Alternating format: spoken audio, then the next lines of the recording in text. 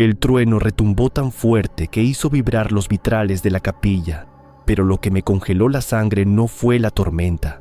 A las 8:30 de la noche, la vieja estatua de madera del santo patrón estaba llorando. No eran lágrimas de agua, era un líquido negro, espeso como el chapopote, que escurría por su barbilla tallada y apestaba a carne podrida. Agarré un trapo viejo, me acerqué al altar temblando y le pasé la tela por la mejilla. En ese exacto segundo la madera muerta crujió. Los ojos pintados del santo giraron para mirarme fijamente y su brazo derecho, que llevaba 100 años clavado en esa misma postura, se movió con la velocidad de un latigazo para agarrarme de la muñeca y destrozarme los huesos. Muy buenas noches, comunidad. En nuestros pueblos la fe es un escudo, pero a veces el fanatismo nos ciega de una manera espantosa. La gente adora reliquias de madera vieja, figuras astilladas y santos oscuros que llevan décadas acumulando rezos, peticiones de sangre y promesas desesperadas. Pero cuando le rezas al abismo todos los días, el abismo termina por encarnar en esa madera. El folclore nos enseña que no todo lo que está en un altar es sagrado. Hay entidades carroñeras del bajo astral que parasitan estas figuras, convirtiéndolas en trampas físicas. Y el día que se les olvida ponerles la ofrenda, o el día que intentas profanar su espacio, no te mandan una maldición al aire. Bajan de su pedestal para cobrarte el diezmo rompiéndote las extremidades.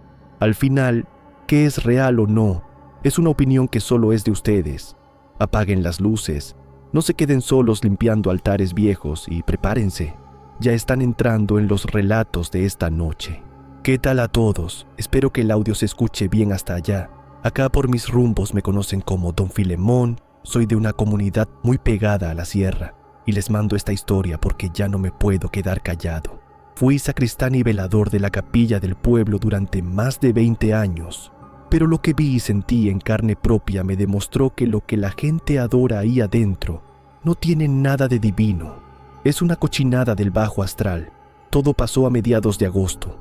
Estaba cayendo una tormenta de esas que arrancan techos de lámina. Eran más o menos las 8:30 de la noche. Ni muy tarde, ni muy temprano, pero por el aguacero, el cielo ya estaba negro como boca de lobo. Me mandó el padre a asegurar las ventanas de la capilla vieja para que no se metiera el agua. Esa capilla tiene un altar al fondo con una figura inmensa tallada en madera pesada, oscura. Le dicen el Santo Negro. Es un mártir encorvado que la gente del pueblo respeta con un fanatismo ciego. Le llevan ofrendas, gallinas muertas, veladoras negras. Yo siempre le tuve desconfianza, la madera siempre estaba helada y el lugar apestaba a humedad. Terminé de cerrar los postigos de madera.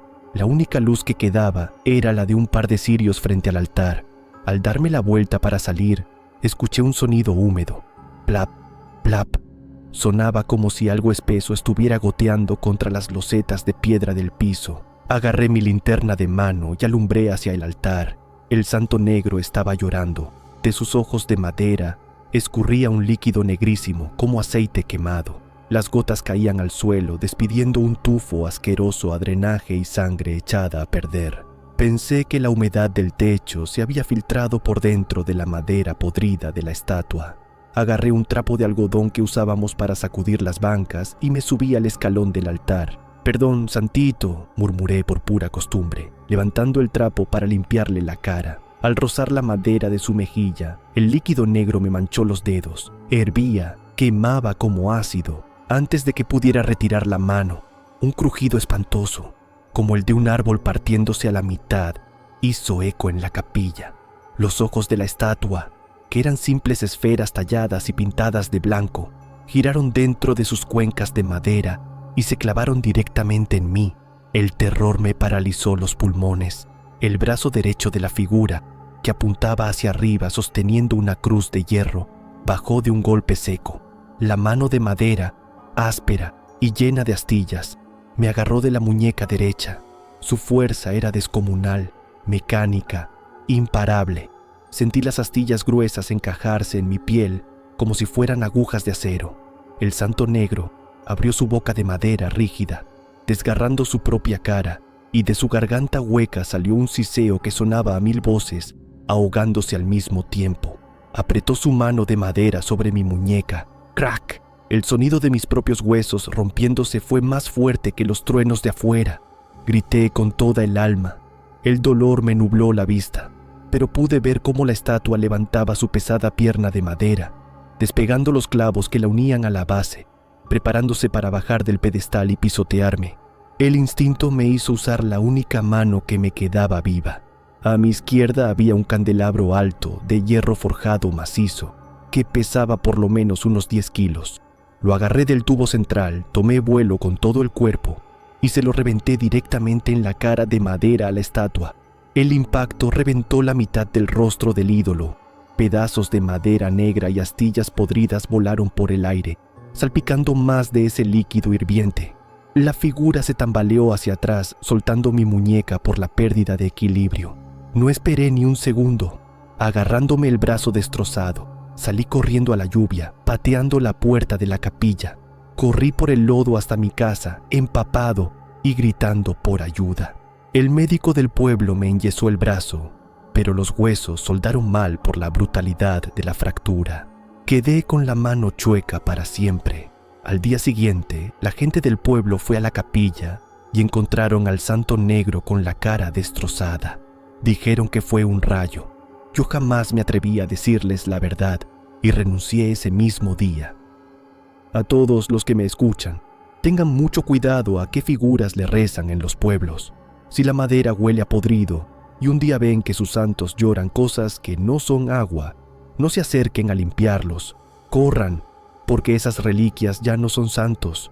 Son nidos de carne y astillas, y están esperando cualquier pretexto para cobrarles el milagro rompiéndoles los huesos. Resulta verdaderamente sofocante asimilar el nivel de indefensión que experimentó don Filemón, que la madera muerta de un altar, un lugar que se supone sagrado, cobre vida con la única intención de destrozarte los huesos, te arranca la poca fe que te quedaba de tajo.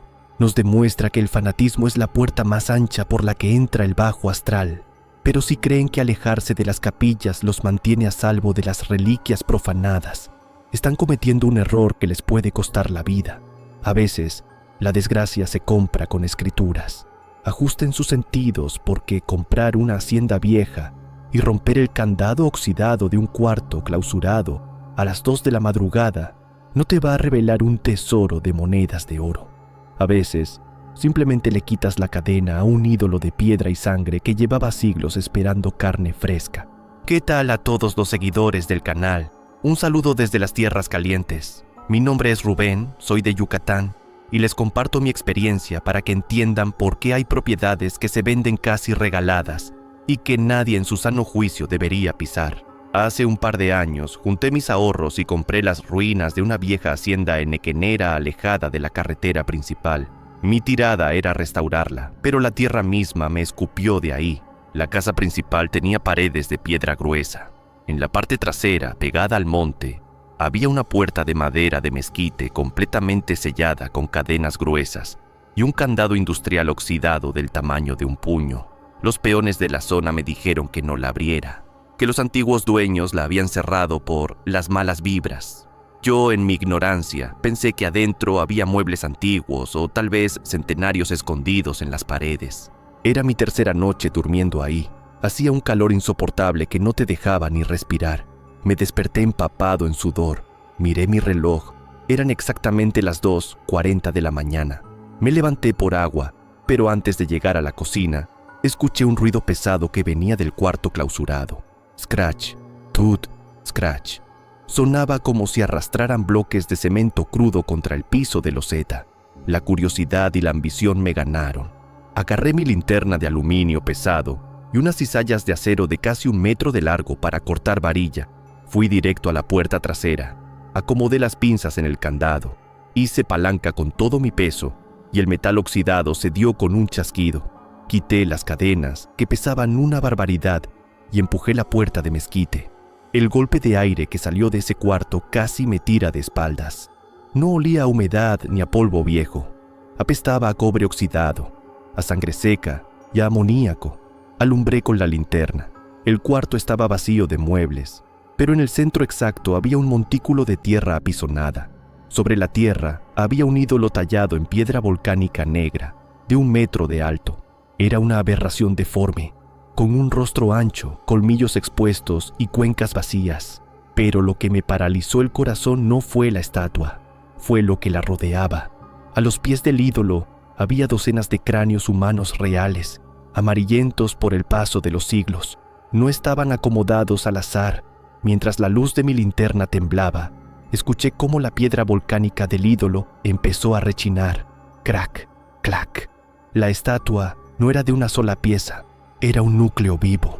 Los cráneos humanos en el suelo empezaron a vibrar, rodando por la tierra hasta pegarse magnéticamente a la base de piedra del ídolo. Se estaban ensamblando. La entidad estaba armando su propio cuerpo frente a mis ojos usando huesos y roca muerta. El ídolo se levantó, midiendo ahora casi 2 metros de pura masa aplastante, usando los cráneos como articulaciones en sus piernas y brazos. Sus cuencas de piedra se llenaron de una luz opaca, ceniza, y giró su rostro pesado hacia mí. Soltó un rugido que hizo temblar las paredes, un sonido de rocas triturándose entre sí, y se abalanzó sobre mí con una velocidad que desafiaba su peso. Intenté correr, pero tropecé con las cadenas que había tirado en la entrada. Caí de espaldas. La mole de piedra y hueso cayó sobre mis piernas. Sentí el dolor más desgarrador de mi vida cuando una de sus manos, formada por mandíbulas y pedazos de roca, me agarró del tobillo derecho y me lo aplastó como si fuera una nuez. Escuché mis propios huesos fracturarse en pedazos. Grité histérico, escupiendo saliva y lágrimas por la agonía. La entidad empezó a arrastrarme hacia la oscuridad del cuarto para despedazarme. Con los pulmones ardiendo y a un segundo de desmayarme por el dolor, agarré las cizallas de acero con ambas manos. La criatura se inclinó sobre mí, abriendo su boca de piedra tallada para arrancarme la cara. Usando pura adrenalina y terror, clavé una de las puntas gruesas de la cizalla directamente en el cráneo humano que unía el brazo de la bestia con su hombro de piedra, y usé la herramienta como palanca, girándola con toda mi fuerza. El cráneo se hizo añicos con una explosión de polvo de hueso. Sin esa unión, el pesado brazo de roca de la criatura se desprendió, cayendo al suelo con un ruido sordo. La bestia se desequilibró, soltando un chillido de rocas moliéndose. Aproveché esa fracción de segundo para sacar mi pie destrozado de su agarre. Me arrastré hacia atrás usando los codos y arañando el piso, saliendo del cuarto y tirando la pesada puerta de mezquite tras de mí. Puse el pasador por fuera justo cuando la entidad chocó contra la madera, agrietando los tablones gruesos. Logré llegar a mi camioneta arrastrándome por la tierra del patio. Manejé con el pie izquierdo hasta el hospital más cercano, casi desangrándome por las heridas que la piedra me dejó en la pantorrilla. Me tuvieron que poner 6 placas de titanio en el tobillo para no perder el pie. Jamás volví a esa hacienda. Puse las escrituras a nombre del municipio y me fui del estado. A todos los que compran ruinas baratas buscando tesoros, entiendan que hay puertas que se sellaron con cadenas por una razón. Si rompen un candado en la madrugada y el cuarto apesta a sangre vieja, no den un solo paso adentro. Ahí no hay oro, hay reliquias del bajo astral que llevan siglos dormidas, y cuando despiertan en la oscuridad, su único propósito es arrancarles los huesos para terminar de armar su propio cuerpo. Resulta verdaderamente enfermizo asimilar el nivel de cacería que vivió Rubén. Que el ídolo de piedra que llevas años ignorando en tu propia casa empiece a talarmarse con cráneos humanos para aplastarte en la oscuridad, te quita cualquier sensación de seguridad bajo un techo. Nos demuestra que el bajo astral tiene toda la paciencia del mundo para cobrar, pero si creen que salir de 4 paredes y estar al aire libre los pone a salvo, están escupiendo al cielo. El monte no perdona a los deudores. Ajusten bien sus sentidos, porque subir el cerro al atardecer para pagarle una manda de sangre a una entidad oscura y darte cuenta de que el altar está vacío porque la cosa viene arrastrándose a tus espaldas, es la prueba definitiva de que a los demonios de pueblo no les gusta esperar su turno. ¿Qué tal, raza del canal? Un saludo para todos desde la región de Tierra Caliente, en Michoacán. Me llamo Chema y trabajo la siembra desde que tengo memoria. Les mando esta historia de terror puro y físico para que entiendan por qué en los ranchos decimos que lo que se promete con sangre te cuesta la carne. Hace un año mi hijo menor enfermó de una fiebre que los doctores no le podían bajar. Desesperado, le hice una promesa a una entidad que la gente vieja de aquí llama el Santo de las Barrancas. Es un ídolo de madera podrida que está en un altar improvisado en lo más alto del cerro. Le prometí que, si mi muchacho amanecía sin calentura, yo iba a subir al atardecer a entregarle un gallo negro vivo y una botella de aguardiente. Mi hijo amaneció sudando, pero sano. Me tocaba pagar. Eran casi las 6:30 de la tarde. El sol ya se estaba escondiendo detrás de los cerros y el cielo se pintó de un rojo muy pesado. Metí al gallo en un costal de ixtle, me fajé mi machete de 14 pulgadas al cinturón y empecé a subir por la vereda. Mientras más me adentraba en el monte, más denso se ponía el aire. Los pájaros dejaron de cantar de golpe, como si alguien hubiera apagado el sonido del bosque. Lo único que se escuchaba era mi respiración y el roce de mis botas contra las hojas secas. Faltaban unos 100 metros para llegar al altar en la cima. De repente, escuché un ruido a mis espaldas. Crack, shh, crack. Eran ramas rompiéndose bajo un peso brutal, arrastrándose por la maleza a nivel del suelo. Pensé que era un puma o un perro salvaje. Me detuve, saqué mi machete y volteé, apretando el mango con las manos sudadas. La maleza se movió a unos 10 metros de mí. El olor a carne echada a perder y a fango negro me golpeó la nariz, dándome arcadas. No me estaba siguiendo un animal, y el Santo de las Barrancas no me estaba esperando en su altar. De entre los matorrales salió arrastrándose una abominación. Era una figura esquelética, más grande que un hombre, envuelta en jirones de tela podrida y milagritos de metal oxidado que le habían clavado directamente en la piel ceniza a lo largo de los años. Caminaba en 4 patas, pero sus articulaciones estaban torcidas hacia atrás, moviéndose con tirones espasmódicos, como una araña con los huesos rotos. Levantó su rostro de madera astillada, el mismo rostro del ídolo del altar, pero ahora tenía una mandíbula viva, llena de dientes afilados como clavos de vía. No venía por el gallo, venía por mí. El favor me iba a costar mi propia sangre. Soltó un chillido que me vibró en los empastes de las muelas y se abalanzó sobre mí dando un salto larguísimo. El pánico me inyectó fuerza. Me hice a un lado justo a tiempo. La bestia cayó pesadamente donde yo estaba parado, levantando tierra, pero en un movimiento rapidísimo. Estiró una extremidad larguísima y me soltó un zarpazo con sus garras de madera petrificada. Sentí el filo rasgándome la camisa y abriéndome 3 surcos profundos en las costillas del lado izquierdo. Caí al suelo gritando de dolor, soltando el costal con el gallo. La entidad giró sobre sí misma.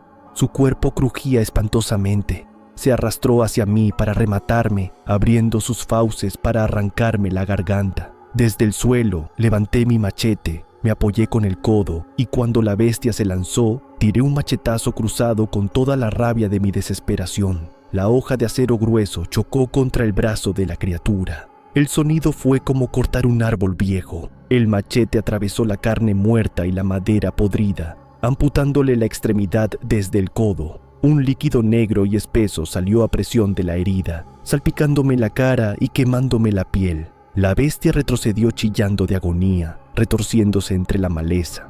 Me levanté a trompicones, ignorando la sangre que me empapaba el pantalón por la herida de las costillas. No recogí el costal, no miré hacia el altar y bajé corriendo por el cerro a una velocidad suicida, tropezando con las piedras y escuchando a lo lejos los alaridos de dolor de la bestia mutilada. Llegué al pueblo casi desmayándome por la pérdida de sangre. Tuvieron que coserme las costillas con más de 20 puntos. El dolor que sentí cuando la garra de esa cosa me abrió la piel, no se lo deseo ni a mi peor enemigo.